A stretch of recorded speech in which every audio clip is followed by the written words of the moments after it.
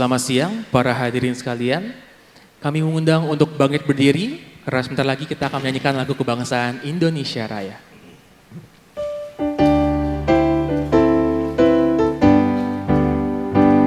Indonesia tanah airku, tanah tumpah darahku. Di sanalah aku berdiri, jadi mandu ibuku. Indonesia kebangsaanku, bangsa dan tanah airku. Marilah kita berseru, Indonesia bersatu. Hiduplah tanahku, hiduplah negeriku, bangsaku, rakyatku semuanya. Bangunlah jiwanya, bangunlah badannya untuk Indonesia Raya. Indonesia Raya, merdeka, merdeka, tanahku, negeriku yang ku cinta. Indonesia Raya, merdeka, merdeka, hiduplah Indonesia Raya.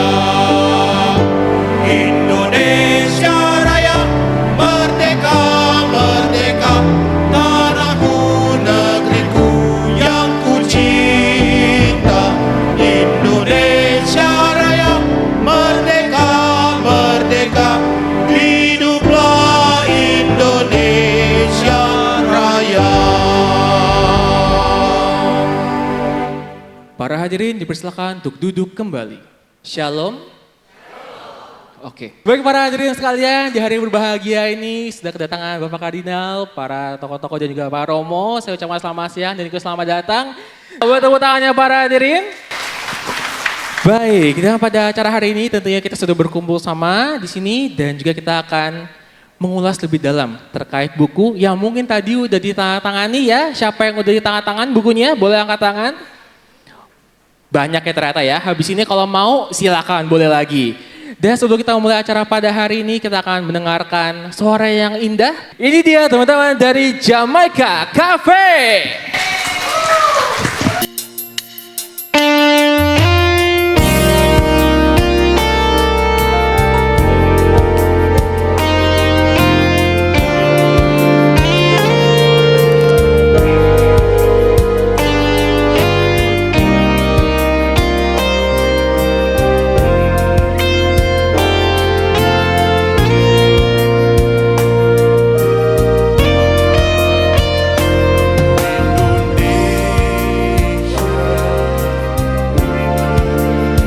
Elok amatku cinta, tanah tumpah darahku yang mulia, yang ku puja sepanjang masa. Tanah airku aman dan makmur, pulau kelapa yang amat subur, pulau melati pujaan bangsa sejak dulu kala.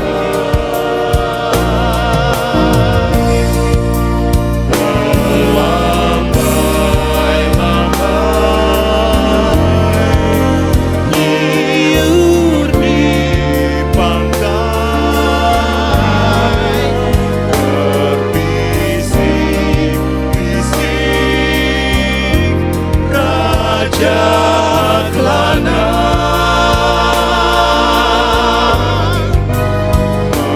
Mengucap pulau dan indah bermain tanah airku. Indonesia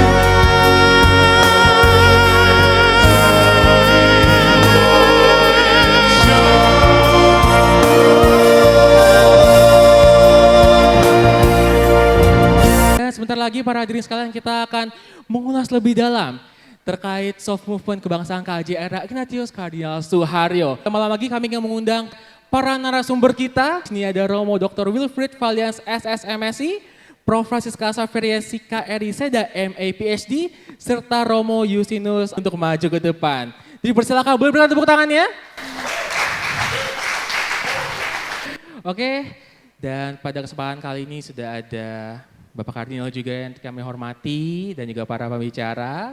Langsung aja ya, pembahasan buku Soft Movement Kebangsaan KJ era Ignatius Kardinal Suharyo. Bapak Uskup yang terkasih, Romo Direktur Puspas yang saya hormati, terima kasih sudah menghadiri acara peluncuran buku ini. Satu karya akademik untuk melihat fenomena yang terjadi di Indonesia yang direpresentasi oleh masyarakat Katolik Keuskupan Agung Jakarta. Bagaimana kisah awal buku ini sampai diterbitkan? Tahun 2016 saya kuliah Master Sosiologi di Universitas Indonesia. Dari waktu ke waktu saya melihat ada fenomena-fenomena yang menarik. Saya menonton di YouTube Bapak Uskup menyanyi lagu Satu Nusa Satu Bangsa. Saya bertanya, ada apa ini? Lalu saya pergi ke gereja-gereja, saya melihat ada lambang burung Garuda di hampir semua gereja Katolik. Ada rosario merah putih. Saya makin bertanya-tanya, ini ada apa sebenarnya sedang terjadi? Ada terowongan silaturahmi. Ada patung Maria Bunda segala suku. Saya kemudian melihat ini mesti ada satu gerakan. Lalu kemudian di ruang kuliah berjumpa dengan dua profesor. Profesor Iwan Gardono Sujatmiko dan yang kedua saya bertemu dengan Profesor Eri Seda. Saya menyampaikan tentang apa yang saya lihat sebagai fenomena sosial politik. Satu gerakan yang cukup massal di Keuskupan Agung Jakarta. Lalu kemudian melalui berbagai analisis kami memastikan bahwa ini adalah soft movement. Soft movement kebangsaan Keuskupan Agung Jakarta. Nah, ada yang melatar belakang gerakan. Yang pertama, lanskap sosial politik Indonesia di era reformasi. Ada banalitas politik. Orang tidak malu-malu lagi melakukan dosa-dosa politik. Termasuk dan terutama korupsi. Dan masyarakat kita sangat permisif melihat para aktor, para tokoh kita melakukan hal-hal itu. Lalu yang kedua ada konservatisme dan radikalisme agama.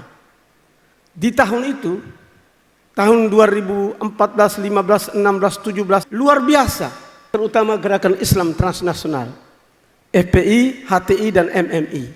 Dan mereka merasuk sampai ke jantung Majelis Ulama Indonesia. Saya menulis disertasi S2 saya tentang hubungan antara Majelis Ulama Indonesia dan pemerintahan Susilo Bambang Yudhoyono. Bagaimana itu sangat dipengaruhi oleh kekuatan gerakan transnasional yang masuk ke dalam tubuh ketiga organisasi ini. Lalu yang berikut itu ada politik identitas yang sangat kuat. Kalau kita lihat waktu itu ada pemilihan Gubernur DKI Jakarta, Ahok. Itu luar biasa terjadi politik identitas dengan memakai agama sebagai alat pergerakan. Dan yang berikut ekstremisme dan vandalisme yang hari-hari ini masih kita saksikan ketika demo untuk satu kepentingan umum diboncengi dengan kepentingan-kepentingan merusak, menjarah dan berbagai macam. Dan ini kita lihat bagaimana semua ini membentuk situasi Indonesia. Nah, di saat-saat itu mulai muncul masyarakat sipil Katolik. Dulu kita kenal dengan old social movement, gerakan sosial lama. Gerakan sosial lama itu umumnya memperjuangkan isu-isu ekonomi. Tapi di gerakan sosial baru, new social movement, itu orang memperjuangkan nilai, orang memperjuangkan hak-hak, dan orang memperjuangkan kepentingan-kepentingan. Jadi ini masyarakat sipil di mana-mana memperjuangkan semua itu. Dan salah satu masyarakat sipil yang cukup kuat waktu itu adalah masyarakat sipil Katolik yang mempromosikan demokrasi. Ada satu pernyataan yang sangat bagus dari Bell tentang Katolikisme.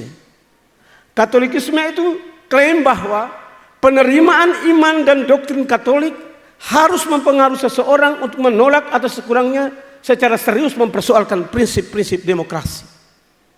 Kalau kita menyebut kita Katolik dan masuk ke dalam situasi sosial politik, kita mesti tergugat untuk melihat hal-hal yang tidak beres dan berani menyuarakan itu. Itulah Katolikisme dalam kehidupan sosial politik.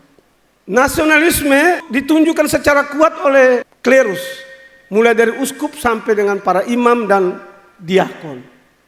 Secara institusional, suara tentang 100% Katolik dan 100% Indonesia disuarakan oleh KWI, bahkan sejak tahun 1997.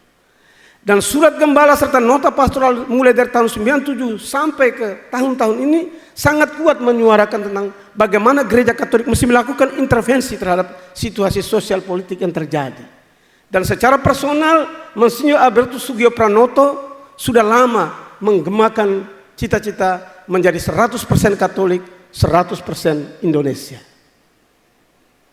Bukan hanya di kalangan klerus saja, tapi awam Katolik kita, para tentara kita, Angkatan Laut, Angkatan Darat, Angkatan Udara, juga tokoh-tokoh seperti Franseda, I.J. Kasimo, ya dan seterusnya. Terlibat secara aktif dalam politik, dan Driarkara pada tahun 1954 menulis begini, yang merupakan gereja Katolik bukanlah hanya hierarki, yang merupakan gereja Katolik adalah seluruh hierarki dan umat Katolik. Bagaimana kita melihat fenomena ini lalu kita membaca ulang Heart Movement, gerakan turun ke jalan, protes, demonstrasi untuk mendorong perubahan-perubahan sosial. Misalnya di Filipina, Kardinal Siln tampil untuk melakukan perubahan-perubahan sosial politik dengan suara-suara kritis yang sangat keras, sehingga akhirnya ikut menggerakkan people power di Filipina.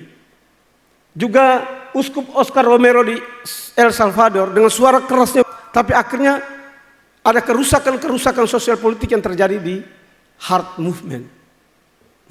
Sedangkan Soft Movement itu cara baru gerakan sosial, lebih persuasif, lebih lunak dan lebih damai.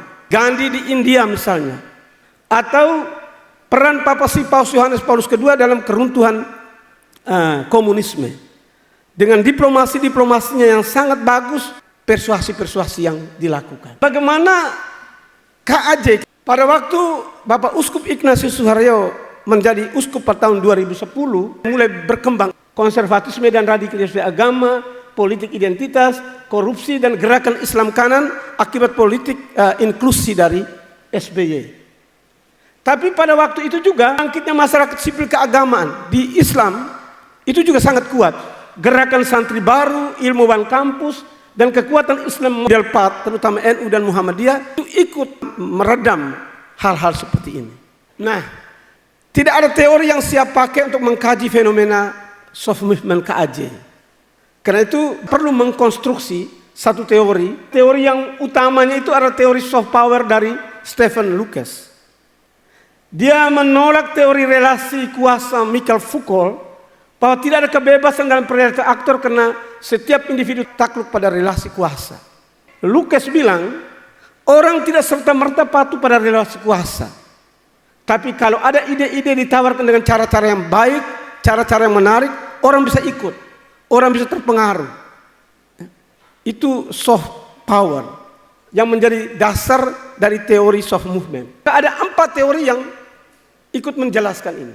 Yang pertama itu framing. Framing itu slogan-slogan yang membuat kita termotivasi untuk melakukan sesuatu. Kalau kita lihat dalam gerakan sosial, orang membuat slogan-slogan tertentu lalu massa yang tadinya diam menjadi bergerak. Itu kalau framingnya soft, maka orang-orang yang punya semangat soft juga akan ikut bergerak. Lalu yang kedua, tindakan komunikatif Jürgen Habermas. Habermas itu mengandalkan komunikasi yang dialogis, tidak bisa satu arah, perintah atau mengatakan kita paling benar. Tapi kalau kita omong dengan orang lain bahwa mari kita pikirkan sama-sama, kita lakukan sesuatu secara bersama-sama, orang akan terlibat dan ikut dalam apa yang kita inginkan. Lalu yang berikut, teori diplomasi Tanforska-Kulawski. Dia menggunakan banyak sekali simbol-simbol sipil untuk mengajak orang melakukan tindakan-tindakan. Patung, gambar-gambar, itu bisa dipakai untuk mengajak orang ikut bergerak. Lalu yang berikut teori collective action Charles Tilly. Charles Tilly mengajak kalau kita semua bergerak bersama-sama untuk satu hal tertentu, tidak saling berlawanan, maka gerakan itu akan menjadi lebih kuat. terutama apabila gerakan masyarakat sipil berkoalisi dengan negara. Nah, 4 teori ini mendukung teori soft power dari Lukas untuk menjelaskan fenomena Keuskupan Agung Jakarta. Menjelang sinode pada tahun 2015, Bapak Uskup memanggil kuria dan membentuk tim ad hoc untuk bicara tentang Reksa Pastoral Keuskupan Agung Jakarta 2016 sampai 2020. Lalu waktu itu dibentuk satu tim ad hoc yang memfasilitasi sinode KAJ, di mana sinode itu dihadir oleh klerus, awam, dan tokoh lintas agama. KAJ memanggil begitu banyak tokoh dari Islam, Kristen untuk memberi catatan tentang gereja Katolik dan pergerakannya. Juga dari tokoh-tokoh Katolik.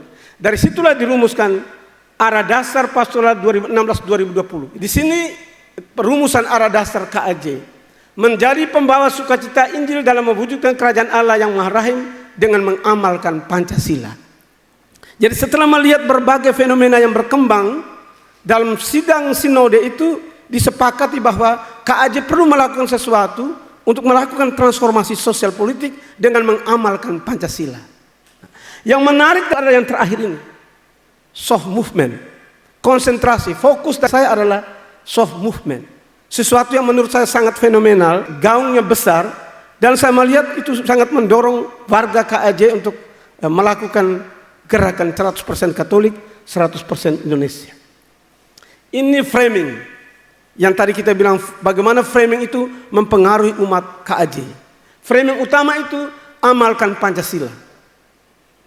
Dan dari amalkan Pancasila ada 5 turunan berdasarkan 5 sila Pancasila yang dilakukan setiap tahun dengan perubahan dari waktu ke waktu. Kita lihat ini, amalkan Pancasila, kerahiman Allah memerdekakan. Lalu di tahun berikut, amalkan Pancasila, makin adil, makin beradab. Amalkan Pancasila, kita bineka, kita Indonesia. Amalkan Pancasila, kita berhikmat, bangsa bermartabat. Amalkan Pancasila, kita adil, bangsa sejahtera. Kalau Bapak Ibu mengikuti buku itu, tingkat keterpaparan tinggi sekali. Hampir semua warga KAJ tahu tentang framing ini. Karena itu masif sekali. Di gereja, di media sosial, di poster-poster, disampaikan di mana-mana sehingga hampir seluruh umat Katolik KAJ, sekitar atas 70-80% umat terpapar framing ini. Melalui survei yang dilakukan terhadap 2013 responden, survei membuktikan bahwa umat KAJ mengenal framing-framing ini. Mereka tahu ajakan-ajakan motivasi seperti ini. Lalu tindakan komunikatif, persuasi, melalui seminar-seminar, melalui talk show. Tadi saya katakan Bapak Uskup bernyanyi. Itu masif sekali videonya di TikTok. Dan kalau algoritma TikTok bekerja, kalau muncul terus itu berarti banyak orang mengakses TikTok itu. Dan itu masif sekali. Bagaimana orang menonton, orang mendengar bahwa kita seharusnya semakin mencintai Indonesia. Persuasi, gaya pendekatan yang soft. Melalui ruang-ruang seminar, khotbah, banyak sekali khotbah di tahun itu. Saya cek khotbah para pastor di tahun itu, kata-kata seperti kebinekaan, pluralisme, mencintai Indonesia, itu kosakata itu kuat sekali di hampir semua khotbah. Juga ketika saya mengecek surat gembala Bapak Uskup, hampir semua di tahun itu omong tentang ini. Persuasi yang paling kuat itu terjadi melalui katekese. Umat membaca kitab suci, kemudian merenungkan atau merefleksikan fenomena sosial yang terjadi. Itu di mana-mana itu dibuat. Nah, ini diplomasi simbol. Ini luar biasa sekali Keuskupan Agung Jakarta di tahun-tahun itu. Simbol-simbol ini di mana-mana terjadi. Ada bendera merah putih ada di dalam gereja. Sambil kita merayakan Ekaristi, kita bertemu dengan merah putih di dalam. Ya. Ada rosario merah putih. Sambil berdoa kita tahu kita ini berbangsa, kita bernegara, dan kita harus mencintai Indonesia. Ada mars-mars yang begitu hebat. Waktu saya mewawancarai Bapak Uskup, memang ada imam yang ragu-ragu menggunakan mars ini karena tidak liturgis. Tapi sebagai otoritas pastoral di wilayah itu, Bapak Uskup mengatakan dalam wawancara bahwa itu termasuk dari bagian dari perayaan liturgi. Lalu collective action, kolaborasi, koalisi KAJ dengan state, baik di tingkat negara maupun di tingkat provinsi, kabupaten. Selain dengan negara juga dengan masyarakat sipil. Bagaimana komunitas itu buka puasa bersama dengan NU, lalu dengan Banser melakukan kegiatan itu secara bersama-sama. Jadi kita tahu bahwa agama tidak menghalang kita untuk bersaudara. Nah, ini saya kasih bab khusus. Di buku itu masing-masing narasi cukup panjang. Nyala Bhinneka Katedral Istiqlal. Dua simbol yang dulu dimaksudkan oleh Soekarno di tahun-tahun itu begitu kuat dalam hubungan antara Bapak Uskup dan Imam Besar. Saya juga mewawancarai Imam Besar Masjid Istiqlal. Dan beliau mengaku bahwa di tahun-tahun itu memang hubungan itu kuat sekali. Lalu asa kebangsaan dari terowongan silaturahim. Menarik mengikuti cerita itu. Idenya dari siapa, lalu bagaimana itu akhirnya dibangun dan Jokowi menyetujui itu. Dan sampai sekarang terowongan silaturahmi itu menghubungkan. Dan di dalamnya ada ikon-ikon untuk pelajaran tentang berbangsa. KAJ mempekerjakan karyawan lintas agama. Dari 1.600 karyawan KAJ ada 308 Muslim. Dan 13 Kristen dari berbagai denominasi. Lalu Puspa Samadi itu saya tinggal di sini cukup lama dan saya tahu bagaimana Romo Yus dengan berbagai gerakan sejak Covid. 30% saja yang terpapar Covid yang dilayani di sini itu orang Katolik. 60-70% orang bukan Katolik. Lalu melalui gerakan OKS, HHO pergi kemana-mana menyapa berbagai orang. Lalu Semarak Toleransi di Kota Syariah Tangerang, Romo Felix Suprianto. Awalnya mereka sangat mencurigai dia, tapi sekarang dia justru sangat kuat dengan gerakan umat Islam mengikuti ini. Lalu yang berikut, menepis prasangka di Cikarang. Romo Antara itu tidak gampang mendirikan gereja Ibu Teresa sampai sekarang. Waktu itu beredar luas di sana bahwa akan berdiri gereja terbesar di Asia Tenggara. Romo sangat kesulitan, tapi kemudian dengan pendekatan secara luar biasa, mereka akhirnya bisa mendirikan itu. Lalu ada di gereja yang kemudian keluar IMB ini, Romo itu cari muka. Dia bilang, Romo, undangan-undangan dari keluarga Muslim saya pasti datang. Kadang-kadang mereka tidak undang pun saya datang. Itu gerakan soft yang dia lakukan. Akhirnya lama-lama dia mendapat simpati dari umat di situ. Jadi bagaimana itu IMB dari 4 gereja sekaligus di tahun-tahun itu, karena gerakan soft yang dilakukan berulang-ulang terus-menerus, akhirnya KAJ di tahun itu mendapat restu untuk mendirikan 4 gereja sekaligus.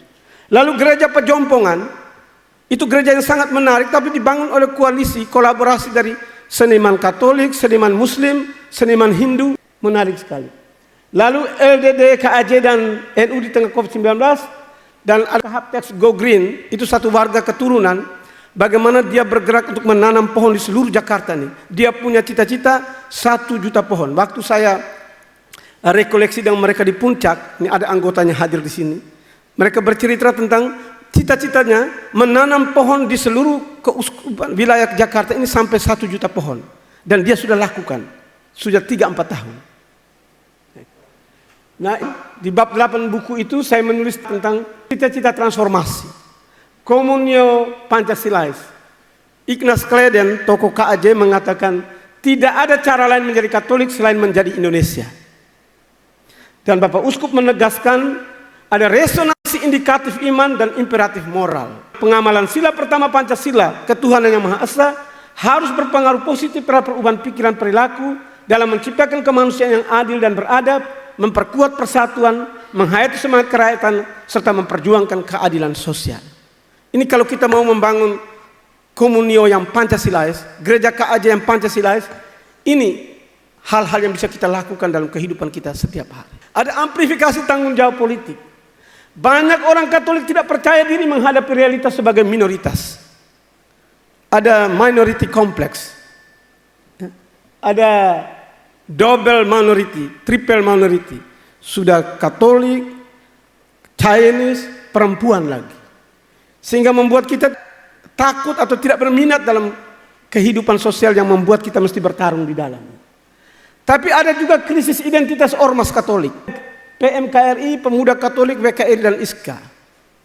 Waktu saya mewawancarai Renal Kasali, beliau mengatakan bahwa ormas kita, terutama ormas-ormas PMKRI, dan itu tidak dihuni oleh orang Katolik kelas utama.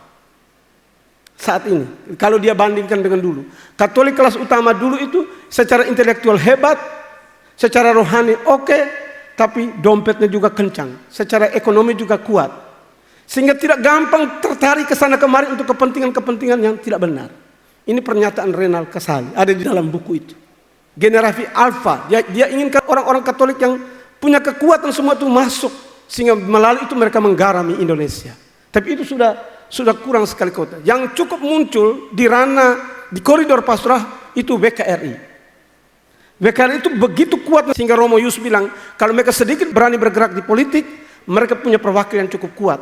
Tapi sampai saat ini mereka tetap di koridor hanya ormas, tidak sampai ke politik. Menuju gereja egaliter, Ibu Eri bilang begini, sosiologi itu bebas nilai, maka sosiolog tidak boleh tidak berani mengkritik. Apalagi Romo Wilfried sudah diizinkan Bapak Uskup tinggal di KAJ dan tinggal di Samadhi, pasti ada sesuatu yang membuat Romo Wilfried tidak berani mengkritik. Tapi sebagai sosiolog harus berani mengkritik. Salah satu kritikan itu soft movement masih cukup elitis. Struktur pengambilan keputusan masih di tingkat hierarki. Bapak Uskup bersama para imam. Belum banyak awam yang ikut secara sungguh-sungguh dalam pengambilan keputusan. Awam terutama perempuan belum banyak mengambil bahagian dalam kegiatan. Melaksanakan iya, tapi ikut mengambil keputusan belum cukup banyak. Maka apa yang dilakukan oleh KAJ? Yang pertama, mengubah organigram pastoral. Kalau kita lihat ini menarik sekali. Bagaimana kekuasaan itu menyebar. Sehingga tidak tertumpuk pada satu orang, menyebabkan klerikalisme menjadi sangat kuat. Segala sesuatu harus uskup. Segala sesuatu harus pastor. Tapi dengan organigram ini, KAJ berjuang untuk membuat kekuasaan itu menyebar. Banyak orang terlibat dan berpartisipasi.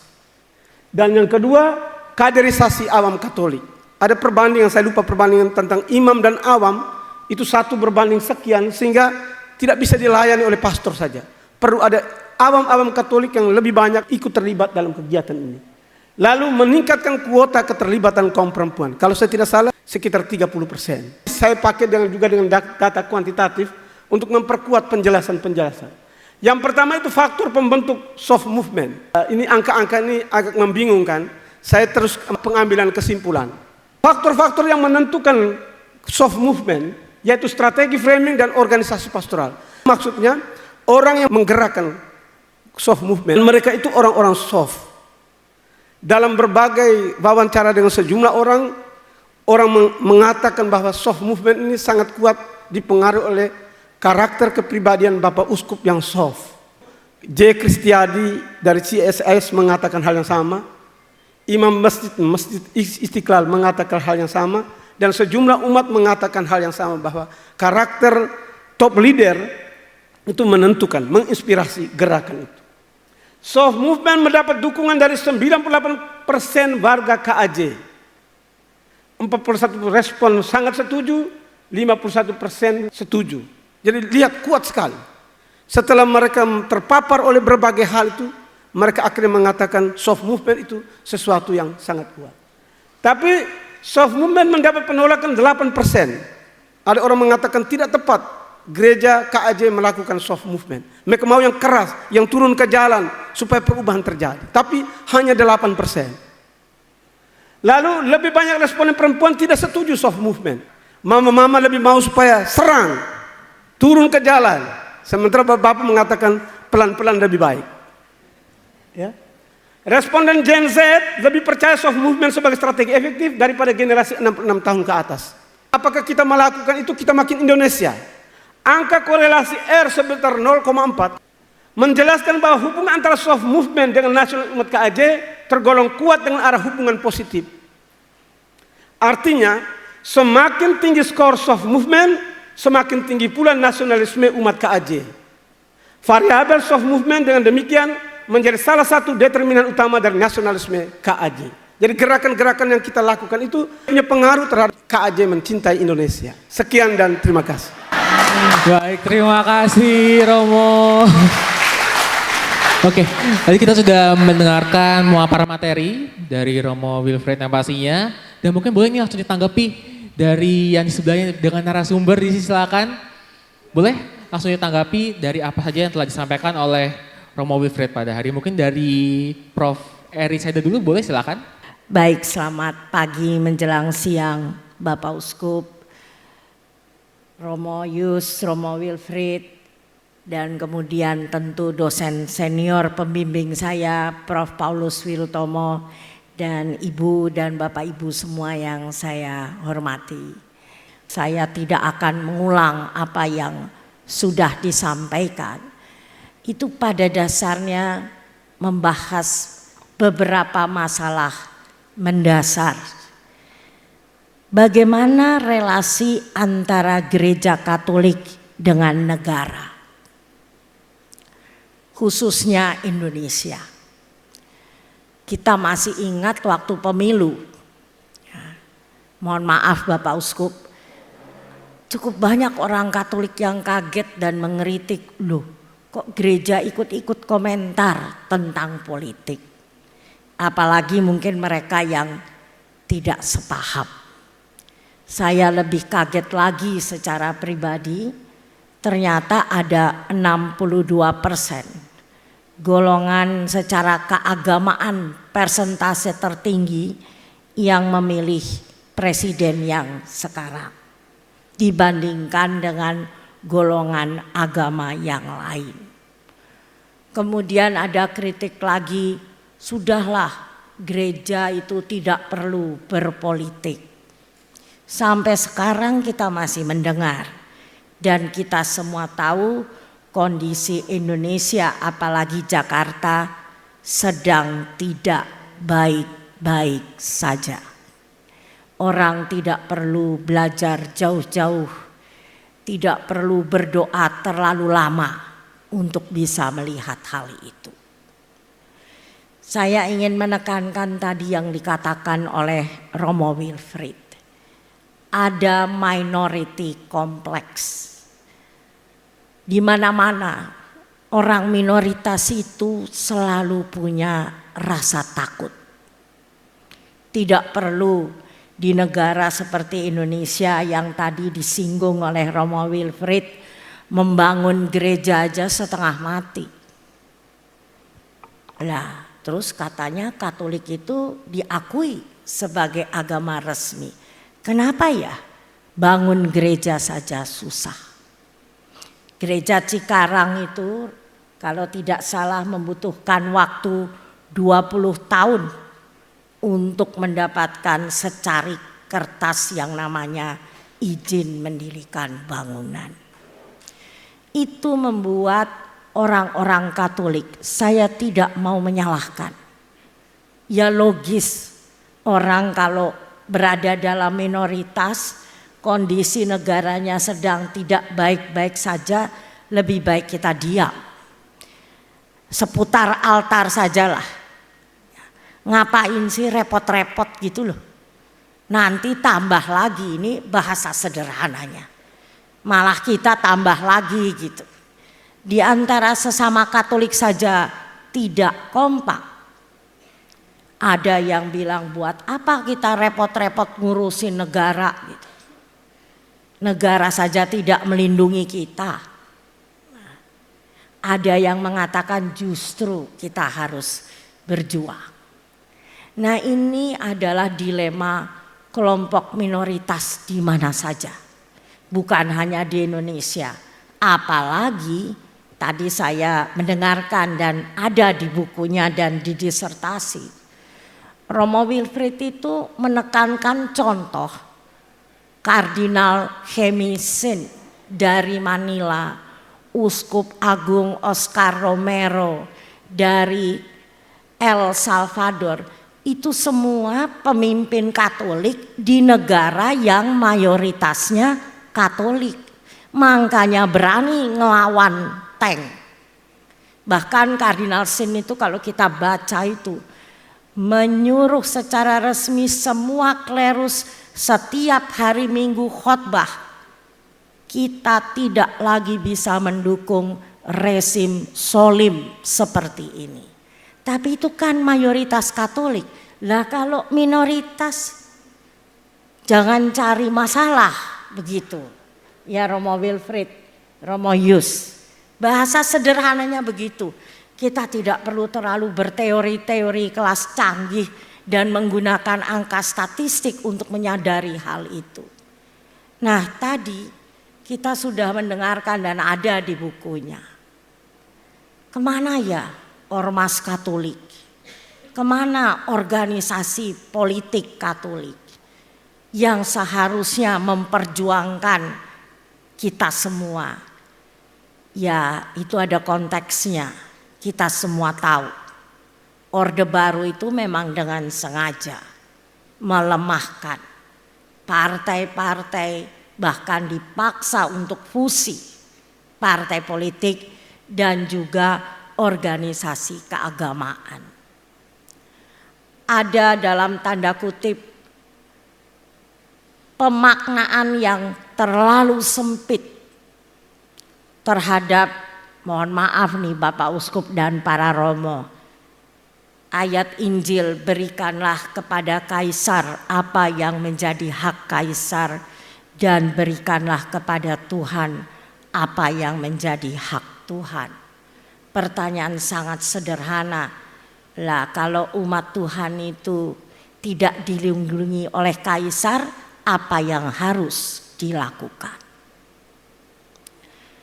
Gerakan-gerakan sosial di negara-negara yang mayoritas Katolik itu jelas ada yang didukung gereja menentang negara, apalagi kalau negaranya tidak demokratis dan represif. Tapi ada juga gereja Katolik itu justru berkolusi dengan negara menindas rakyat. Ini pola-pola yang secara sosiologis jelas di seluruh dunia. Saya bertanya pada Romo Wilfrid, terus Indonesia bagaimana ya Romo? Atau lebih jelasnya Keuskupan Agung Jakarta. Itulah jawaban penelitian Romo Wilfrid yang mengatakan inilah cara soft movement yang dilakukan oleh Keuskupan Agung Jakarta supaya umat Katolik di ibu kota negara ini tidak merasa takut. Dan konteksnya adalah sekarang ini ya Romo mungkin tidak ada dalam penelitian karena sudah lewat. Almarhum Paus Fransiskus itu menyatakan sinodalitas. Tadi Romo Wilfrid sebenarnya menyinggung hal itu. Bagaimana gereja internal Katolik itu menjadi lebih demokratis. Keputusan diambil bersama, bahkan juga bersama awam, terutama terkait masalah-masalah sosial. Persoalannya, data terakhir ini dari Romo Yus kalau tidak salah, penelitian itu menunjukkan konteksnya sinodalitas. Cukup banyak, persentasenya lebih dari 70% umat Katolik KAJ itu masih menganggap aspek martiria, yaitu bekerja di luar gereja itu sesuatu yang tidak diharapkan. Masih banyak umat di KAJ dan saya menduga di Indonesia karena minority kompleks, karena konteks sosial politiknya tidak mendukung, merasa bahwa lebih baik kita di tengah altar saja. Sesama orang Katolik, sesama minoritas, sedikit sekali yang mau keluar dari zona nyaman ini. Soft movement yang diinisiasi oleh Bapak Uskup adalah suatu langkah awal. Dua hal. Membuat kita orang Katolik di KAJ ini menjadi lebih peduli dan lebih berani keluar dari zona nyaman seputar altar itu. Tapi juga secara bersamaan meningkatkan peran gereja Katolik dalam konteks ibu kota negara. Tadi Romo Wilfrid sudah menyinggung tentang zaman pemerintahan SBY. Saya menulis di epilog buku ini akan menarik untuk melanjutkan penelitian Romo Wilfrid ini dengan konteks perubahan luar biasa sosial politik di Indonesia, terutama di Jakarta. Setelah masa SBY. 2 kali masa Jokowi, sekarang masa Prabowo Subianto.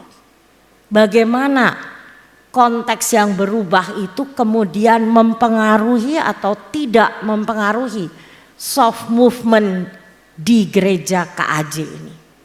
Itu sebenarnya pertanyaan ke depannya. Secara sosiologis, secara politik, secara sosial dan seterusnya. Karena fakta bahwa kelompok Katolik ini minoritas dan rasanya akan tetap minoritas untuk waktu yang lama, tidak boleh membuat kita orang Katolik kemudian menjadi kecil hati. Sejarah Indonesia itu menunjukkan, tadi disinggung oleh Romo Wilfried, mulai dari Monsinyur Sugio Pranoto, zamannya Soekarno dan Hatta. Umat Katolik itu selalu aktif, selalu berani. Makin lama konteks sosial politik yang semakin tidak bersahabat ini, itu bagaimana cara menyikapinya? Saya rasa Bapak Uskup Romo Kardinal Suharyo sudah menunjukkan kepada kita semua, terutama di KAJ, bahwa gerakan soft movement itu harus terus berjalan, menggarami dunia sekaligus menggarami diri sendiri. Itulah persoalan besarnya kalau membaca penelitian Romo Wilfried ini. Kedepannya itu seperti apa? Apakah kita akan semakin masuk ke dalam seputar altar itu? Sudahlah, jangan ikut-ikutan, bikin repot, bikin pusing. Atau tidak ada cara lain untuk ikut berjuang bersama. Karena kalau kita 100% Katolik, 100% Indonesia, keindonesiaan kita itu mungkin sekarang, mohon maaf, lebih menantang daripada kekatolikan kita. Menjadi warga negara di konteks masyarakat seperti sekarang ini tidak terlalu mudah, Bapak Ibu. Dan saya rasa itulah sebabnya Bapak Uskup Romo Kardinal akhir-akhir ini sudah sangat cukup gamblang menunjukkan bagaimana gereja Katolik itu perlu terus terlibat. Sekarang mungkin awamnya yang perlu jelas berposisi. Tentu awam ada di mana-mana, termasuk di pemerintahan, di militer, di mana-mana. Tapi ya selama kita masih Katolik, selama itu pula tugas kita untuk tetap menggarami dengan berbagai cara. Terakhir mungkin ya Romo Wilfried, saya menulis di epilog ini, kedepannya ada baiknya. Skenario seperti apa yang akan terjadi? Apakah soft movement ini menjadi hard movement? Tadi Romo mau menjelaskan bedanya soft dengan hard. Ataukah tetap soft movement? Dan bagaimana kedepannya itu kita menghadapi masalah yang seringkali bukan karena persoalan internal gereja, lebih kepada masalah eksternal. Dan selama ini tadi Romo Wilfried dengan sangat jelas men-sharekan pada kita beragam simbol. Simbol itu sangat penting, terutama terowongan itu. Saya ingat diresmikan langsung oleh Bapak Presiden Prabowo, didampingi oleh Menteri Agama Pak Nasaruddin Umar. Mau berhenti di situ atau bagaimana caranya? Itulah mungkin harapan dan tantangan ya Romo Wilfried, terutama Romo yang pastor gereja Katolik sekaligus ahli sosiologi. Bagaimana kedepannya itu perlu kita mengantisipasi. Soft movement jadi hard movement, soft movement tetap soft movement, atau seperti apa? Nah, paling akhir global ini Bapak Uskup Romo dan Bapak Ibu, kita semua masih ingat tanggal 8 Mei saya yakin Romo Kardinal sebagai peserta konklav melihat langsung Paus Leo ke-14. Saya bingung melihat respon warga negara Amerika Serikat. Luar biasa euforia, bukan hanya gembira lagi, bahagia. Terus saya baca, ini bahagianya agak tidak masuk akal. Ya tentu ada paus baru, orang Amerika Serikat. Ternyata ini paus baru ini sangat diharapkan oleh sebagian orang Amerika Katolik mampu menghadapi Donald Trump. Itu tulisannya banyak sekali. Puji Tuhan, haleluya. Sekarang kita punya tokoh Amerika yang tidak malu-maluin. Tuh orang Amerika Katolik tuh ya, nulis semua. Ini benar-benar menyalahgunakan ajaran Kristen untuk melanggar hak asasi manusia, melanggar hak imigran dan seterusnya. Tentu paus ini, dan saya yakin Bapak Uskup sebagai Romo Kardinal dan para kardinal bukan memilih Paus Leo ke-14 karena alasan politik internal Amerika, tapi lebih karena kebutuhan gereja universal. Tapi inilah contoh bagaimana seorang pemimpin Katolik di negara Kristen, Protestan, Katolik masih minoritas di Amerika Serikat, itu diharapkan untuk bisa menjadi penyeimbang. Dan saya rasa itu bukan hanya tugas pimpinan gereja, tapi juga tugas kita bersama awam Katolik. Kalau kita masih peduli pada di mana masyarakat apa kita hidup dan tinggal. Sekali lagi selamat Romo Wilfried, terima kasih banyak. Selamat siang. Terima kasih banyak Prof. Eri, luar biasa penyampaiannya ya. Dan sekarang kami juga mempersilakan kepada Romo Justinus untuk memberikan tanggapannya. Bapak Uskup, para Romo dan saudara-saudari yang terkasih, pertama-tama pasti profisiat dan selamat dulu untuk teman saya Romo Wilfried yang sudah jadi doktor dari UI. Sebetulnya saya merasa terhormat karena saya kan seorang S2, sekarang disuruh mengkomentari buku seorang S3. Ya. Tetapi jangan lupa jabatan saya di sini direktur.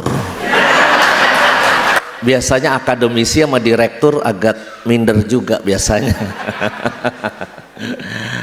Saya cuma menjalankan tugas dari Bapak Uskup Suharyo untuk mengomentari tentang buku dan disertasi ini. Maka kalau saya salah-salah dalam menanggapi, tentu kata TNI Polri kan betul, tidak ada bawahan yang salah, yang ada atasan yang salah. Maka Bribka Rohmat memang ditangkap sebagai penabrak Afan Kurniawan, tapi Kompol Kosmas juga dipecat juga ya. Bukan maksudnya minta Bapak Uskup dipecat gara-gara saya salah, cuma ya ini atasan bawahan.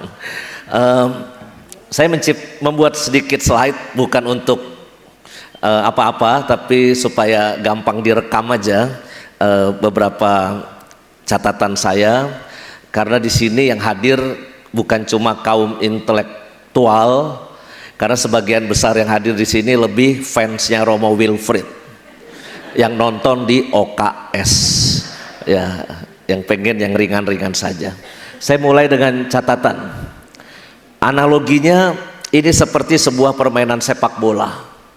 Ada pemain, ada pelatih dan pengamat. Jadi disertasi Romo Wilfried ini bagi saya ini tulisan seorang pengamat. Pelatihnya siapa? Itu Bapak Kardinal Suharyo, mirip kayak Patrick Kluivert yang mengarahkan pemain-pemain.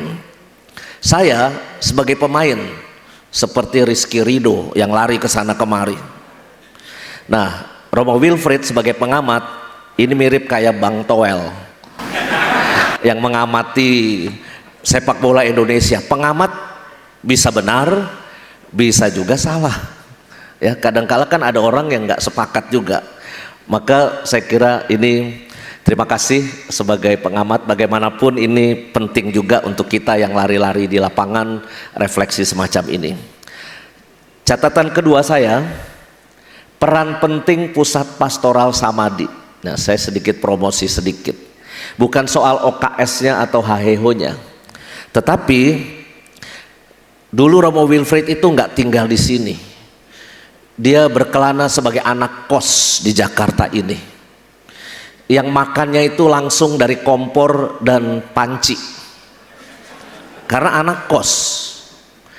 Maka saya kira betul kata Wamen Stella Christie ya, makan bergizi gratis di Samadhi bisa membuat orang pintar. Pintar matematika, pintar bahasa Inggris, katanya kan gitu kan. Bayangkan kalau Wilfrid masih jadi anak kos, kurang gizi, belum tentu jadi buku sebagus ini. Nah, tetapi itu kelakarnya. Intinya apa? Ketika Romo Wilfrid masuk ke Samadhi, dia melihat betul dinamika pastoral di KAJ itu kayak apa. Kalau dia di anak kos di gang sebelah mana, entah di Matraman atau di Depok atau di dekat Jarum sana ya, itu mungkin beliau nggak kenal gerakan-gerakan pastoral yang ada di sini, jaringan-jaringan karya yang ada di KAJ, mau ketemu siapa dan sebagainya. Itu pasti agak berbeda hasil dari penelitiannya ataupun bukunya, disertasinya ini. Maka ini harus diakui ya Romo Wilfrid ya, makan bergizi gratis membuat Romo menjadi pintar. Catatan saya yang ketiga, Romo Wilfrid mencoba melihat soft movement dan hard movement ya, perbandingannya seperti yang Ibu Eri Seda ungkap. Apa yang ditampilkan di buku hard movement itu ya di negara-negara di mana Katolik menjadi mayoritas ya. Tapi bagi saya buku ini dan disertasi Romo Wilfrid itu refleksi atau analisis post factum. Karena apa? Ini sudah kita jalankan dan sudah kita evaluasi, dan di sini juga hadir Mas Didi ini sebagai ketua panitia ad hoc penyusun ardasnya ya. Proses penyusunan itu sejak tahun 2015. Tadi saya sedikit tergelitik ketika Romo Wilfrid mengungkap bahwa salah satu catatannya adalah keputusan-keputusan pastoral itu kadangkala masih dari level elit gereja. Tapi untuk penyusunan ardas di KAJ, jangan lupa 2015 waktu pertemuan APP bulan Februari Maret, kita sudah melakukan survei yang sangat masif dan seluruh umat terlibat di dalam survei pastoral waktu itu ya. Kita waktu itu nggak kepikiran nih soal teori soft movement, hard movement ya Pak Didi ya. Kita cuma mikir ini masyarakat dan umat ini sedang mengalami apa, situasinya apa, harapannya apa. Jadi kita melakukan survei FGD dan sebagainya. Jadi dalam buku ini ditulis soft movement ini sebagai taktik yang intinya itu lebih soft, lebih persuasif, yang lebih lunak ya. Tapi sebenarnya waktu kita menyusun ardas nggak ada kepikiran soal taktik, murni soal gerakan pastoral bottom up. Dan saya kira kedatangan Bapak Uskup Suharyo dari Semarang ke Jakarta waktu itu memang betul struktur organigram KAJ diubah ke samping. Sejujurnya waktu itu saya sama Romo Samuel Bapak Uskup sudah mengusulkan strukturnya diganti dari bawah ke atas. Jadi yang paling atas tuh umat, ketua lingkungan, kita nih romo-romo di bawah. Cuma Bapak Uskup berkata jangan terlalu ekstrim perubahannya. Maka yang paling moderat itu adalah organigram kita ke samping. Tapi ketika menyusun ardas kita tidak berpikir soal taktik, soft movement, hard movement. Tapi berpikir soal apa yang sedang terjadi, kebutuhan umat dan masyarakat itu apa.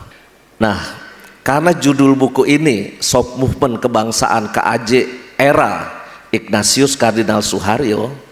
Memang buku ini tentang KAJ, tapi bagaimanapun ya harus menyinggung Bapak Uskup, karena ya di era Bapak Uskup Ignatius Kardinal Suharyo. Setiap uskup punya karakter masing-masing. Setidaknya saya hidup di zaman 3 uskup lah. Bapak Uskup Leo Sukoto, Bapak Uskup Julius, lalu Bapak Uskup Ignatius Suharyo.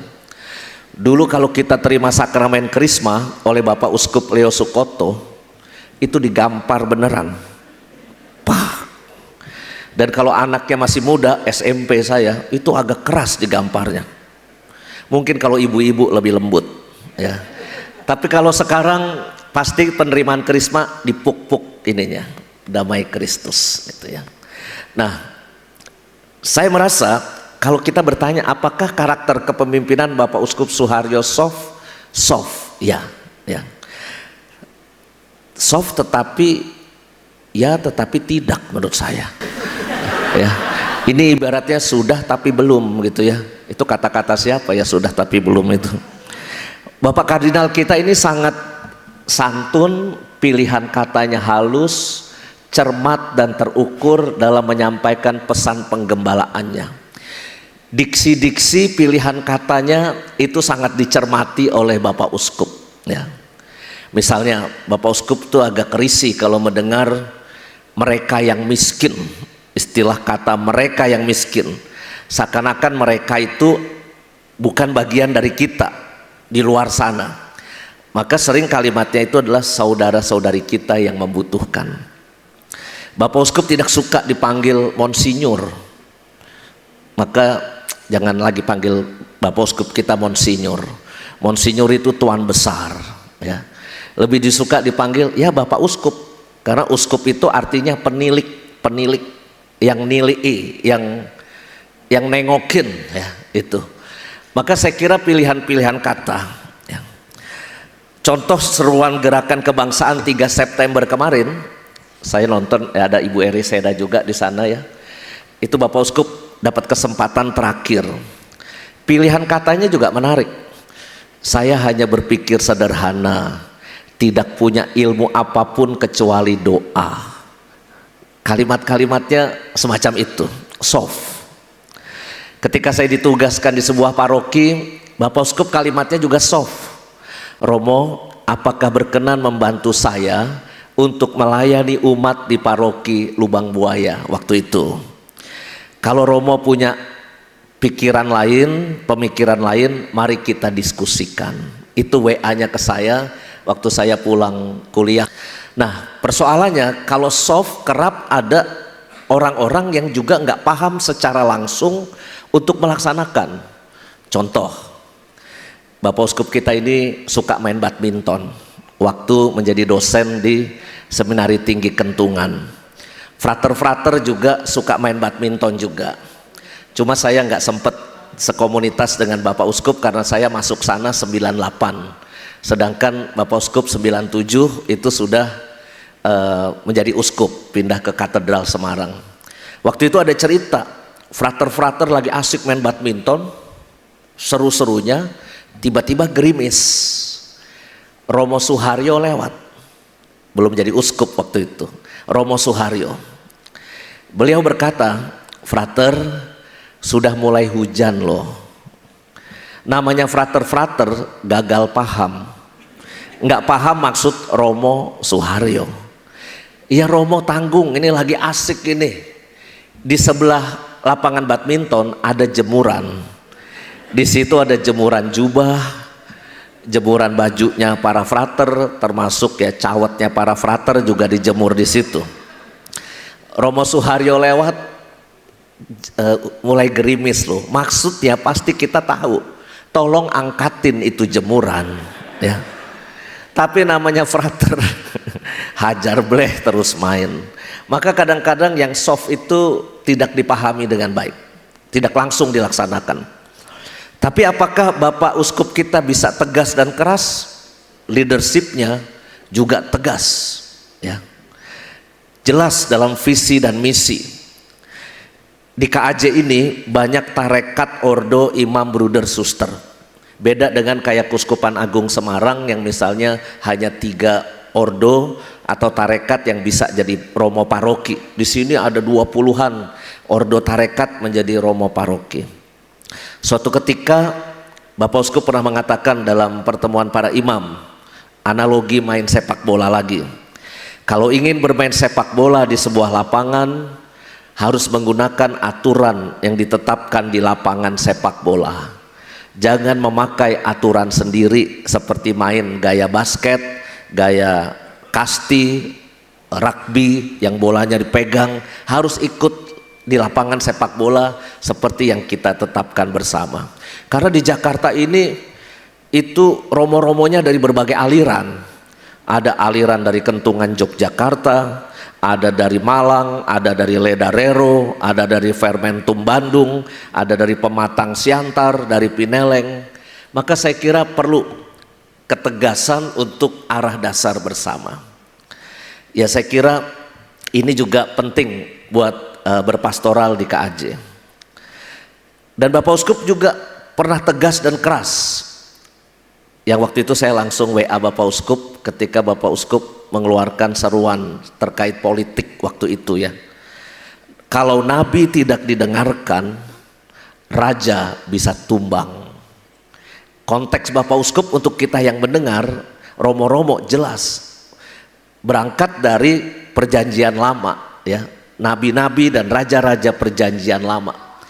Tapi lalu kan ada seakan-akan komentar, wih Bapak Uskup kita berpolitik dan juga menjadi provokasi kudeta. Katanya begitu, banyak yang komentar yang tidak suka itu saya baca di live chat seperti itu. Tapi buat saya waktu itu pernyataan Bapak Uskup dengan konteks perjanjian lama itu keras menurut saya. Ya. Nah, beberapa poin terakhir sebelum saya tutup. Menurut Romo Wilfrid, soft movement menjadi pilihan cara karena gereja menjadi minoritas di sini. Tapi pertanyaan saya, apakah kita bisa menjalankan hard movement? Ini sekali lagi apa yang Bu Eri Seda tanyakan. Menurut saya kita pernah melakukan hard movement. Ya. Waktu saya menjadi frater di SMA Gonzaga, saya itu bikin panggung dan mengajari anak-anak SMA itu untuk demo. Saya mengajari itu, demo dan pidato politik. Karena waktu itu masih suasana sangat panas terkait suasana menjelang lengsernya Presiden Soeharto. Ya. Dan Atmajaya, saya kira waktu kerusuhan 98, waktu kita sebelum 21 Mei 98 itu, Atmajaya menjadi posko di mana mahasiswanya dan dosen-dosennya terlibat aktif. Waktu ada becak mau digusur di Jakarta, seingat saya frater-frater kakak kelas saya masih tahun rohani waktu itu di sini. Frater-frater kakak kelas saya itu sampai ikut berantem bersama Satpol PP. Frater STF Driarkara. Waktu itu Romo Sandiawan SY yang sungguh-sungguh menggerakkannya. Apakah gereja bisa melakukan hard movement? Bisa saya kira. Tetapi tidak bisa sendirian. Kalau sendirian ya udah itu cari mati namanya dan tidak efektif. Tapi harus bersama. Maka gerakan kebangsaan dibuat, saya kira itu jalannya. Ya. Terakhir, apakah soft movement KAJ di era Bapak Uskup Kardinal Suharyo berhasil? Jawabannya tidak semudah itu, Ferguson. Soft movement apakah berhasil? Tidak semudah itu. Iya tapi belum, itu jawaban saya. Sudah tapi belum. Dan itulah yang membuat kita dalam Ardas yang berikutnya 2016-2020 itu amalkan Pancasila. 2022 sampai 2026 itu ajaran sosial gereja. Dan kalau Mas Didi masih ingat waktu itu, kita kan tim perumus sejak 2016 ingin mengarahkan ke ajaran sosial gereja. Tapi Bapak Uskup memberikan inspirasi, nilai-nilai Pancasila dan nilai-nilai ajaran sosial gereja intinya sama. Maka amalkan Pancasila. Maka lalu itu 2016-2020. tapi dilanjutkan ajaran sosial gereja yang sekarang ini sedang terjadi. Maka buat saya ini masih PR yang terus harus kita lakukan, yang mudah-mudahan menjadi perjuangan kita bersama. Penutup, terima kasih Romo Wilfried yang sudah mengamati KAJ sebagai bahan studinya. Pasti berguna untuk kami dan semoga menjadi inspirasi ketika nanti sudah tugas di Maumere. Maumere lagunya itu yang bikin demo kemarin tuh. Gara-gara lagu Maumere uyak-uyak gemo, ya kan, goyang. Ya, gara-gara Maumere yang jaga kota Ende. Terima kasih juga kepada Bapak Kardinal untuk legasinya menuntun KAJ semakin mau terlibat di tengah masyarakat dan berbela rasa kepada sesama yang membutuhkan. Terima kasih, Tuhan memberkati. Terima kasih banyak Romo atas tanggapan dan juga cerita-cerita lucunya ya. Baik, sekarang para hadirin kita akan membuka sedikit sesi pertanyaan. Mungkin untuk sekarang kita akan buka 1 sampai 2 sesi pertanyaan terlebih dahulu. Ataupun mungkin jika ingin menanggapi juga dipersilahkan. Boleh untuk angkat tangannya bagi yang ingin menanggapi? Oke.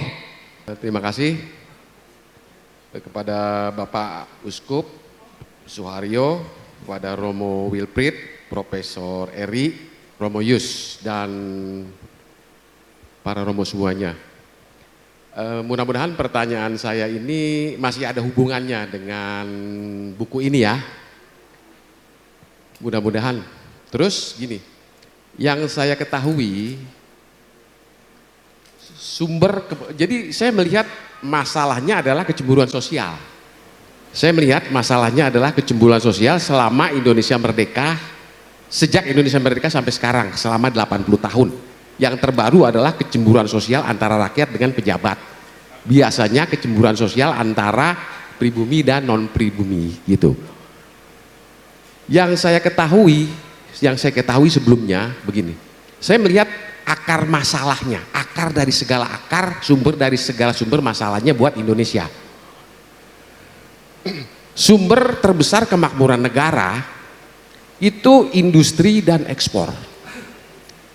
Sumber kemiskinan terbesar negara itu overpopulasi dan korupsi.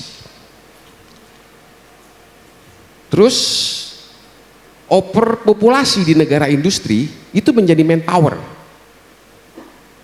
Overpopulasi di negara bukan industri itu jadi main problem. Masalahnya buat Indonesia, kapan Indonesia bisa mengelola kekayaan alamnya sendiri sehingga negara jadi makmur? Kapan Indonesia bisa menjadi negara industri atas dasar nasionalisme sehingga negara bisa makmur dan tidak ada kecemburuan sosial? Begitu. Terus Indonesia penduduknya bertambah terus, terus korupsi jalan terus. Jadi selama Indonesia bukan negara industri dan tidak bisa mengelola kekayaan alamnya sendiri, penduduk Indonesia bertambah terus, korupsi jalan terus, saya melihat orang miskin akan tambah banyak dan orang kaya dengan orang miskin gapnya akan bertambah jauh dan kecemburuan sosial akan terjadi terus. Masalahnya nggak selesai-selesai. Jadi semua masalah ini hanya akibat. Saya melihat sebabnya. Mungkin pertanyaan saya masih ada hubungannya. Saya juga heran waktu debat presiden kok nggak pernah ditanya kapan Indonesia bisa mengelola kekayaan alamnya sendiri. Ini kan masalah sejak saya SMA, ini masalah geografi dan kependudukan. Mungkin kalau ditanya nggak ada presiden yang bisa jawab mungkin ya. Itu pertanyaannya. Kapan Indonesia menjadi negara industri atas dasar nasionalisme? Kapan Indonesia bisa mengelola kekayaan alamnya sendiri? Kapan korupsi bisa selesai? Terima kasih. Karena disuruh sama 2 Romo di sebelah kiri kanan saya yang disuruh jawab gitu ya pertanyaan itu. Jadi Pak, itu pertanyaan sudah puluhan tahun. Kalau kita mengambil contoh negara-negara lain, Indonesia itu terlalu selama dari sejak kemerdekaan 80 tahun itu, negara Indonesia terlalu bertumpu kepada sumber daya alam. Jadi kita itu semacam dininabobokan negara kaya sumber daya alam, kurang memperhatikan sumber daya manusia. Negara-negara yang tadi Bapak bilang maju itu adalah pada umumnya dipaksa oleh keadaan merubah strategi industrialisasinya karena tidak punya sumber daya alam. Mau tidak mau harus bertumpu pada sumber daya manusia. Saya beri contoh sederhana saja Pak. Jepang, Korea Selatan, Taiwan atau negara tetangga kita Singapura itu maju karena tidak punya sumber daya alam apa-apa. Mereka dipaksa oleh situasi negaranya itu untuk fokus pada sumber daya manusia.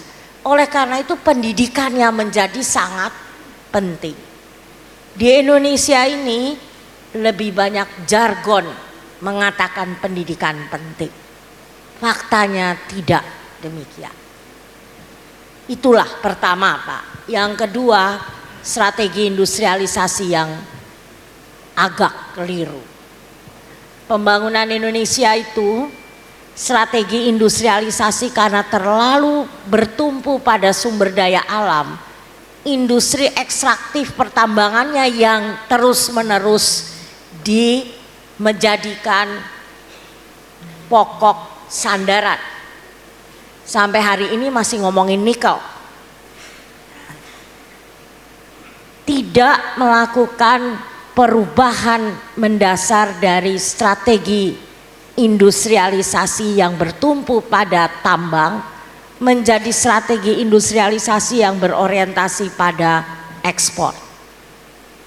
Itu yang dijadikan negara-negara lain yang lebih maju dari kita, itu yang dilakukan. Ketiga Pak, tadi Bapak sudah menyinggung, sayangnya ya, Indonesia itu tidak berhasil meniadakan korupsi. Saya contoh konkret, Lee Kuan Yew Singapura, Park Chung Hee Korea Selatan itu diktator. Kurang diktator apa? Otoriter. Tapi tidak korup. Jadi rakyatnya itu menerima, oke, kita tidak ada demokrasi, kita tidak punya kebebasan, tapi kita lihat pemimpin kita tuh tidak korup. Sayangnya negara kita itu kayak negara tetangga lainnya. Sama sialnya, maaf bahasa sederhananya. Marcos di Filipina, Romo Yus pernah tinggal di sana. Filipina itu sama seperti Indonesia, sumber daya alamnya kaya, penduduknya banyak, pimpinannya korup. Selesai. Mau dibulak-balik seperti apa? Dan ini bukan hanya pimpinan ya, mohon maaf saya ngomong terus terang. Ini oligarki nih. Segolongan penguasa semuanya korup. Ya susah mau merubahnya. Sehingga ada yang mengatakan, kebetulan beberapa hari lalu saya duduk sebelah Pak Laode Syarif itu mantan wakil ketua KPK. Saya sampai bertanya, Pak, nggak usah ngomong teori apa-apalah. Apa sih yang harus bisa dilakukan negara kita ini? Satu Bu, pemimpinnya bersih. Itu saja. Soal sistem, soal aturan, soal apa itu bisa diatur kalau pemimpinnya yang tertinggi itu bersih. Nah, tanyakan pada rumput yang bergoyang ya Pak. Nah, saya pikir kita perlu berdoa banyak ya Bapak Uskup. Itu. Jadi mau dibilang susah ya enggak susah-susah amat Pak. Lee Kuan Yew itu, Park Chung Hee itu pemimpin bersih. Tapi otoriter, Park Chung Hee kan dibunuh oleh intelnya sendiri, itu sejarah. Karena saking otoriternya, tentara itu. Tapi rakyatnya terima karena ini orang bersih. Lee Kuan Yew juga sama. kurang otoriter apa. Tapi rakyatnya terima, oh dia sama bersihnya. Nah, jadi kalau mau korupsi, urusan korupsi Pak, pilihlah pemimpin yang bersih. Sesudah itu baru sistemnya diatur. Kira-kira begitu Pak. Tidak bertumpu pada sumber daya alam, tidak bertumpu pada industri ekstraktif, kebijakan berorientasi ekspor, korupsi mulai dikikis dengan memilih pemimpin yang bersih, yang punya niat untuk membersihkan. Mohon maaf ini nanti Prof. Paulus mengoreksi saya kalau saya salah. Yang terjadi di Indonesia ini bukan hanya orang, institusinya itu sudah korup, korupsinya itu sudah terlembaga Pak. Jadi yang mesti duluan membersihkan tuh orangnya, pemimpinnya. Bersihkan semua baru jalan. Kalau bahasa sederhananya begitu. Apakah ada harapan? Ada Pak. Kita harus memilih pemimpin mungkin generasi lebih muda, yang bersih, track recordnya juga bersih. Baru ada harapan urusan korupsi. Sistemnya bisa berubah kalau pemimpinnya memang punya niat dan bisa memberi teladan dalam hal itu. Terima kasih. Baik, terima kasih Prof atas jawabannya yang luar biasa. Boleh satu pertanyaan lagi tadi? Oke. Terima kasih. Nama saya Reni. Saya mewakili perempuan, berarti ada keterwakilan perempuan di sini. Selamat kepada Romo Dr. Wilfried. Salam buat Prof Eriseda, dosen saya di SIL UI waktu doktor. Apresiasi yang bagi saya apresiasi yang luar biasa untuk buku ini. Karena apa? Karena saya sebagai umat KAJ menjadi agak terbuka matanya bahwa apa yang kita lakukan dari 2016 sampai 2020 survei juga terus dilakukan, tapi kan kemudian evaluasi dan refleksinya itu parsial per tahun. Begitu dibungkus dalam buku ini menjadi satu buku yang cukup menarik. Ternyata ada insight yang bisa kita peroleh. Ada soft movement di situ, dan itu membuat saya sebagai umat KAJ merasa bangga sebagai orang Indonesia. Ternyata 100% Indonesia, 100% Katolik itu tidak hanya sebagai slogan dan kata-kata saja. Kemudian untuk kedepannya sebenarnya pertanyaan saya sama seperti Prof. Eriseda dan Romo Yus. Melihat dari kesimpulan-kesimpulan tadi bahwa kaum perempuan itu ternyata lebih menghendaki hard movement. Nah, emak-emak yang ras terkuat itu memang mungkin kurang sabar terhadap soft movement. Kemudian ada lagi bahwa Gen Z itu juga mendukung terhadap soft movement ini. Menurut Romo Wilfried, proyeksi ke depannya bagaimana untuk KAJ terkait dengan hasil dari yang diperoleh disertasi dari Romo Wilfried? Baik tentang kelompok mama-mama lebih mendorong hard movement daripada soft movement. Dalam waktu sekitar 10 tahun, di tengah era depresi dan situasi krisis yang hebat ini, mungkin yang paling merasakan dampak itu kelompok ibu-ibu. Baik itu secara sosial maupun secara ekonomi. Sehingga mereka merasa kalau ini terlalu halus, kapan baru bisa berubah? Saya sendiri terkejut waktu hasil surveinya seperti itu. Saya menyangka bahwa kalau hard movement mestinya laki-laki. Tapi ternyata hasilnya di luar dari apa yang saya bayangkan. Kemudian saya bertanya, mengapa hasilnya bisa seperti ini? Dugaan saya, bisa karena yang paling merasakan dampak dari situasi sosial yang kacau ini, tekanan yang luar biasa itu dirasakan oleh kelompok perempuan dan kelompok mama-mama. Keadaan di dapur, anak sekolah, dan macam-macam, itu membuat mereka harus segera. Itu kesimpulan saya sementara yang harus dibuktikan dengan survei lagi. Lalu yang kedua tentang bagaimana keberlanjutan soft movement dan hard movement. Saya kira Ibu Eri tadi menawarkan sejumlah skema. Terus ke soft, atau berubah ke hard, atau kombinasi hard dan soft. Di buku saya, dan kemudian tadi ditegaskan oleh Romo Yus, Itu kita ini berdinamika di tengah kontestasi kita sebagai minoritas.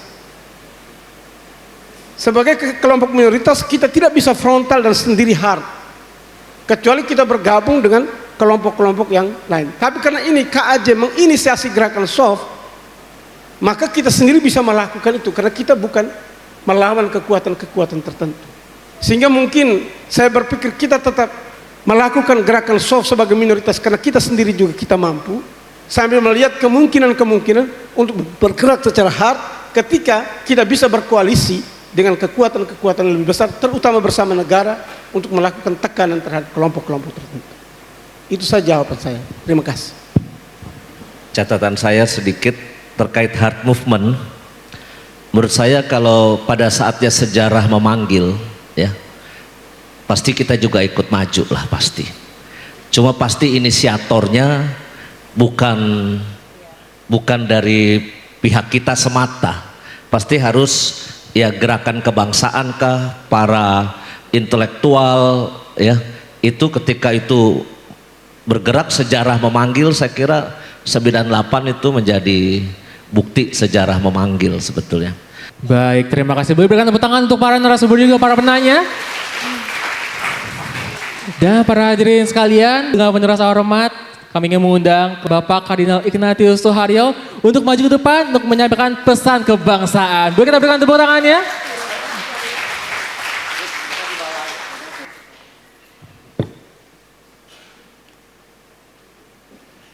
Pertama-tama terima kasih kepada Romo Wilfried yang meluangkan waktu sekian tahun untuk mengamati Keuskupan Agung Jakarta. Di salah satu yang paling tahu tentang Keuskupan Agung Jakarta sekarang adalah Romo Wilfried. Dan tentu saja Romo Yus yang sudah lama juga memimpin pusat pastoral. Nanti silahkan bersedia dicalonkan menjadi uskup. Dan Romo Yus nanti fikjennya. Karena masa saya sudah selesai sekarang.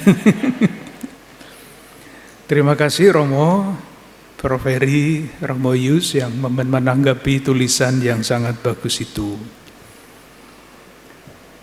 Usul saya, buku ini nanti covernya diganti Romo. Kalau sudah ada cetakan kesekian, atau cetakan baru, covernya diganti, jangan foto saya, nanti saya disalahkan terus. Saya ingin menempatkan penelitian Romo Wilfried itu di dalam dinamika gereja yang saya tahu waktu itu di Keuskupan Agung Semarang dan dilanjutkan di Keuskupan Agung Jakarta. Kita semua tahu gereja adalah suatu organisasi yang sangat besar dan mengubah atau memperbaharui, mengajak berdinamika untuk pembaharuan itu susahnya bukan main. Saya ingat, saya mulai berpikir tentang gereja harus mempunyai data, itu sudah sejak tahun 2000 ketika saya menjadi uskup di Keuskupan Agung Semarang. Mulai dengan yang kecil-kecil, supaya gereja itu kalau punya data, lalu bisa transparan, bisa akuntabel, dan moga-moga semakin kredibel. Jadi kalau saya mengucapkan aku percaya kepada gereja yang satu, kudus, Katolik, itu bukan percaya konsep, bukan percaya menurut katekismus saja, tetapi sungguh lembaganya bisa dipercaya. Waktu itu di Fakultas Teologi di Jogja, staf dosen mengusulkan supaya sesudah S1 lalu S2 masih ada 1 tahun pendidikan imam, disebut pendidikan profesi imamat. Itu ditolak habis-habisan oleh para provinsial. Karena menurut mereka teman-teman itu sekarang sudah bertobat. Imam itu bukan profesi. Imam itu adalah panggilan, rahmat Tuhan dan sebagainya. Ya, akibatnya apa? Ya tidak ada pembaruan. Satu, contoh kecil. Sekarang kemarin di dalam pertemuan para imam di Keuskupan Agung Jakarta, ketika Romo Ulun menginisiasi program pembinaan calon pastor paroki, dan di situ ditegaskan dengan sangat jelas bahwa imamat itu adalah profesi. Seorang imam tidak boleh hanya mengandalkan potestas ordinis, kekuasaan berkata bisan atau kekuasaan berkas yurisdiksi, tetapi juga kewenangan yang berdasarkan profesi. Itu 25 tahun memasukkan gagasan ini dan memulai langkah yang konkret supaya nanti imam-imam di Keuskupan Agung Jakarta kalau diangkat menjadi pastor kepala, itu landasannya ada, yaitu kemampuan profesional.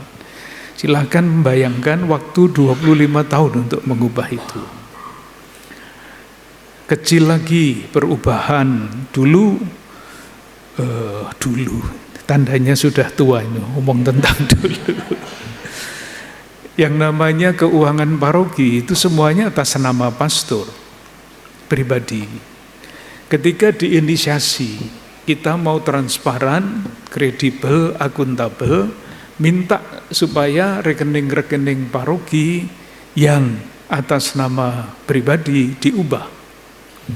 Resistensinya besar sekali. Apakah uskup tidak percaya kepada imamnya? Sekarang tidak ada lagi soal itu. Membutuhkan waktu sekitar 15 tahun. Nah, gereja berdasarkan, kalau nanti dibangun dan dikembangkan berdasarkan penelitian, bukan sekedar berdasarkan kemauannya uskup atau kemauannya pastor paroki, berdasarkan data yang diteliti, yang dinilai secara akademis, lalu dicari jalan-jalan itu. Yang ditulis oleh Romo Wilfried adalah salah satu dari yang dirindukan, saya kira, oleh semua pemimpin pelayan gereja. Terima kasih Romo Wilfried, terima kasih Ibu Eri, Bapak Paulus yang katanya yang saya tahu menjadi penguji. Moga-moga yang dirindukan tadi sungguh-sungguh bisa dilanjutkan. Romo Yus ini kalau membuat penelitian cepat sekali. Nanti tentu teman-teman yang lain yang memang mempunyai hati untuk menulis buku,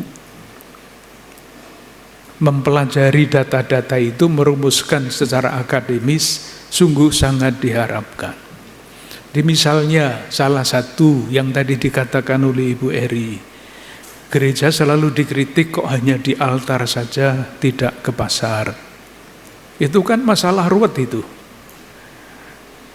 Akar masalahnya apa sebetulnya? Maka Keuskupan Jakarta baru merencanakan, jadinya kapan belum tahu. Tapi saya meminta seorang imam di Keuskupan Agung Jakarta untuk melanjutkan studi liturgi. Sudah S2, moga-moga nanti jadi S3, penelitiannya itu. Kenapa selalu ada masalah antara altar dan pasar? Hambatannya apa? Nah, kalau tidak pernah diteliti dan ditemukan akar masalahnya, ya nanti 10 tahun lagi ya keluhannya itu, dan seterusnya. Keuskupan juga sedang mengutus seorang imam yang belajar di Filipina untuk belajar sosiologi. Artinya niat itu ada, tetapi yang berminat untuk mempelajari hal-hal seperti ini, seperti dilakukan oleh Romo Wilfried, itu belum banyak. Ibu Erisida pasti sudah banyak membuat penelitian tentang gereja. Mungkin itulah yang harus digali lagi, dikumpulkan penelitian-penelitian seperti itu, kemudian dicari benang merahnya kalau berhasil. Masih banyak yang harus dilakukan, tapi akhir zaman masih jauh, Ibu ya. Jadi itulah yang namanya pengharapan, apalagi sekarang kita berada di tahun pengharapan. Moga-moga dengan cara-cara yang seperti ini, gereja dan tentu saja tokoh-tokoh imam, tokoh-tokoh awam, pria, wanita, laki-laki, perempuan, sungguh-sungguh bisa membantu, atau bukan hanya membantu ya, tetapi bekerja sama untuk membuat gereja itu dengan penelitian-penelitian seperti ini semakin transparan, semakin akuntabel, dan dengan demikian doa syahadat para rasul, aku percayakan gereja, itu semakin berisi dan semakin konkret. Terima kasih, selamat siang. Moga-moga buah-buah yang kita petik dalam pertemuan ini memberi inspirasi kepada kita masing-masing dalam peran kita yang berbeda-beda. Terima kasih. Baik, terima kasih Bapak Kardinal. Bapak harap untuk stay di stage terlebih dahulu, karena sebentar lagi akan ada penyerahan spesial, itu penyerahan buku Soft Movement Kebangsaan KJR Ignatius Kardinal Suharyo oleh Romo Wilfried. Dipersilakan Romo, mungkin juga sambil dari Bapak Kardinal boleh ke tengah-tengah. Iya, agar kita semua bisa melihat penyerahan ini oleh Romo Wilfried. Silakan. Sambil dibantu diberikan untuk Bapak Kardinal. Bapak Kardinal, ini buku Gramedia ini cetakannya agak mahal. Saya membuat hardcover ini hanya beberapa, sehingga untuk Bapak Uskup saya menyerahkan yang hardcover ini.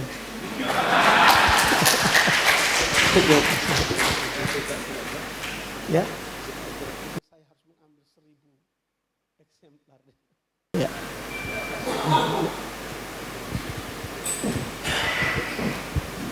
Baik, terima kasih. Dan kita akan ke penyerahan selanjutnya. Di sini aku akan mengundang kepada promotor dan kopromotor serta para narasumber, dan juga di sini aja dari Bapak Paulus Wirotomo serta Bapak Anselda Lopez. Dipersilakan untuk maju ke depan, kita akan memberikan penyerahan buku dari Romo Wilfried. Dipersilakan.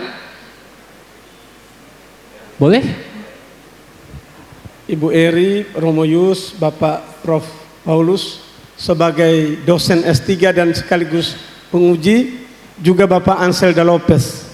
Ini toko dari Flores yang ada di Jakarta. Yang indah ini dipersilakan sambil diberikan. Baik.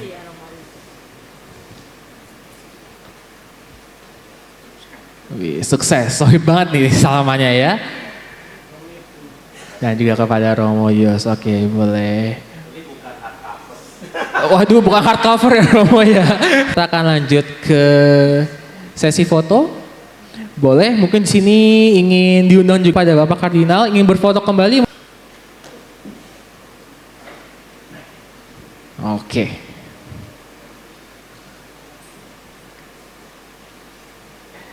Boleh ke tengah sedikit. Nice. Oke, boleh para hadirin sekalian kita mengambilkan momen bersama ini sambil dipegang bukunya. Iya, mantap. Oke, lihat ke arah kamera semuanya. Banyak kameranya ya. Dalam hitungan 1, 2, dan 3. Baik, terima kasih para hadirin sekalian.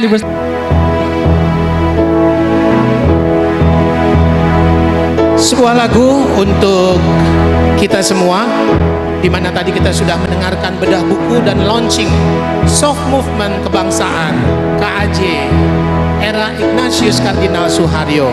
Jamaica Cafe siap memberikan lagu.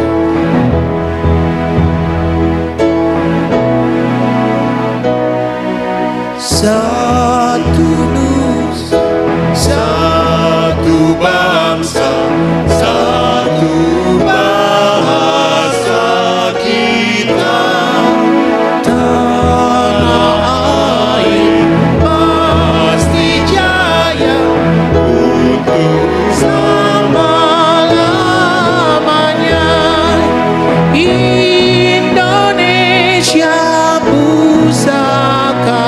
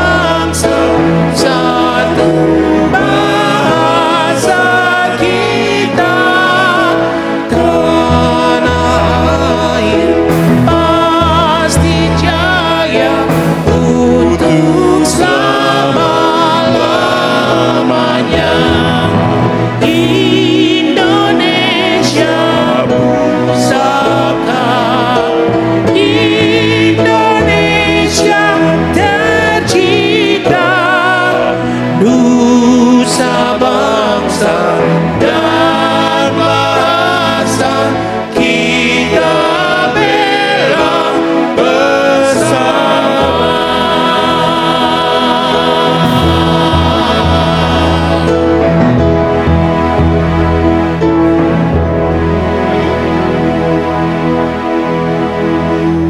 Karena Romo Wilfried berasal dari Maumere, yang konon katanya lagu Maumere juga tadi Romo Yus bilang ya, mengakibatkan efek luar biasa.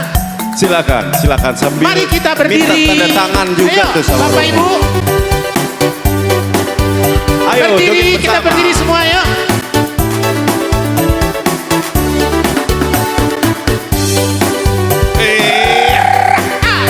Yeay.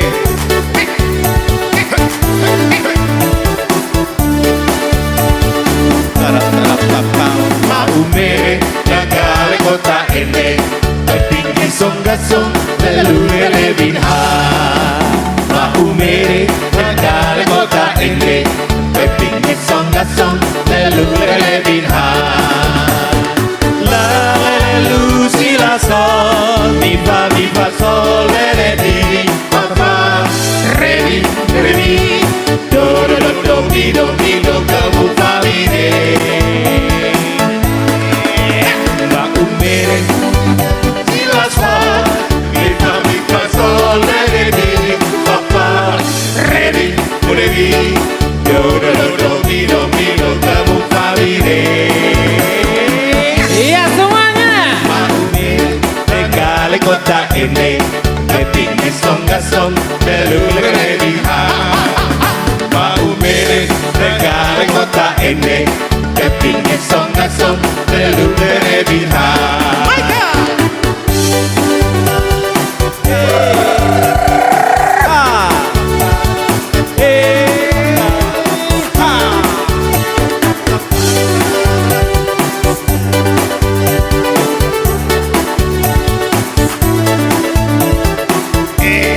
Sama-sama ya.